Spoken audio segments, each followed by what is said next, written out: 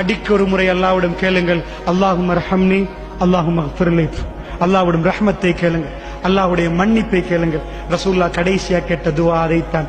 ஆயிஷா ரலியல்லாஹு சொன்னார்கள், என்னுடைய மடியில் ரசூலுல்லாஹ் துஆவை நான் குல்லு சூறாக்களை ஓதிக்கொண்டு ரசூலுல்லாஹ்வுடைய கையை எடுத்து தடாவிக்கொண்டே இருந்தேன்.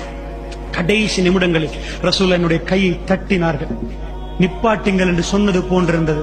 நான் அவ்வளவு நேரமாக குல் சூறாக்களை ஓதி ரசூலுல்லாஹ்வுடைய உடம்பில் அவருடைய கையை அப்படியே தடாவிக் கொண்டிருந்தேன். ரசூலுல்லாஹ் தட்டினார்கள். போதும் என்று சொன்னது போன்றிருந்தது.